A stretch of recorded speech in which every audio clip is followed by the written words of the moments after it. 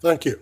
I want to begin by saying thank you to Senator Rounds for that introduction, and you truly are a friend to our people, so thank you.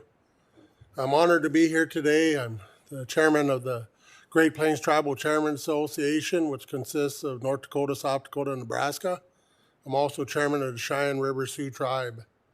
I want to start off by saying that our connection with the federal government is based through treaties, the 1851 and 1868 Fort Laramie Treaty. And we believe in our treaties, and we feel that these treaties must be upheld. And one of the things I want to talk about is roads. That's one of the biggest issues in our region is roads, the condition of our roads.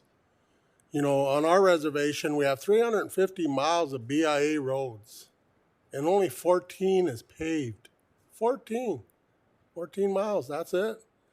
A lot of our school buses, ambulances, our people, a lot of our roads we have to travel on is all gravel. 40 miles one way, 50 miles, back the same way.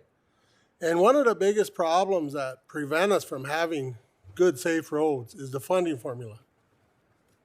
That formula was developed in 2012 and has really a bad negative impact in a lot of our tribes in our region.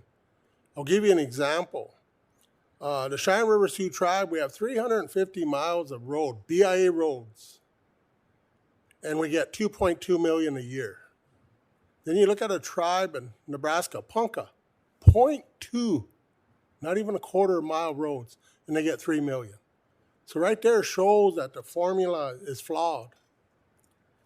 The government solution is grants. And these grants, and it was interesting to hear there's a question about small tribes not benefiting from grants. And I could tell you the large land-based tribes ain't either. So who's benefiting? One of the things is a lot of us, one of the main requirements is having these roads shovel ready, these projects. And we don't have a casino. The tribes in our region that do have casinos in bad locations, so we're not wealthy tribes at all. So when we have to do a cash match, we have to use our TTP funding.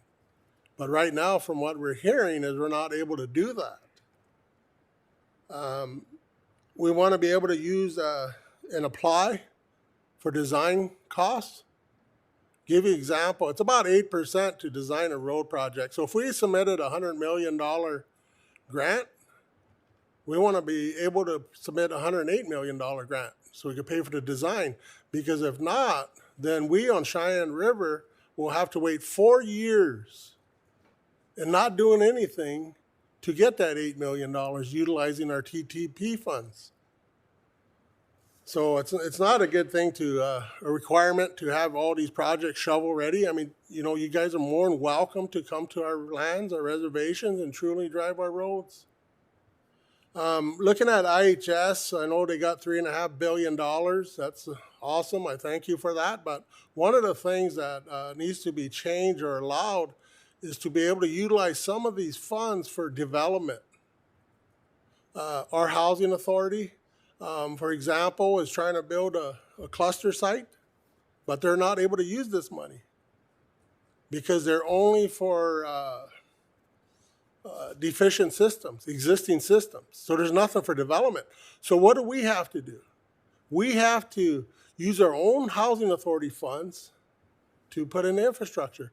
And that takes away houses that we could have used that it was intended for. But no, we have to, not build certain number of houses so we could put in the infrastructure. So that's one of the things. And when we looked at the interior funding that is there, it totally ignores the treaties. There's nothing for education, nothing for law enforcement, nothing for roads in the interior. There's no infrastructure dollars for that. Another thing, as we were discussing it back home, it really looks like a lot of the funding that the interior has is to pay old debt for the government. Clean up abandoned well that's been abandoned for a number of years, or an orphan well. What about today and then for the future?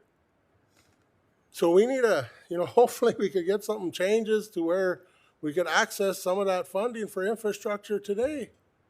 in the area of education. We need schools. Thank you. Thank you very much, Mr. Frazier. Mr. Yoshimi, please proceed with your testimony.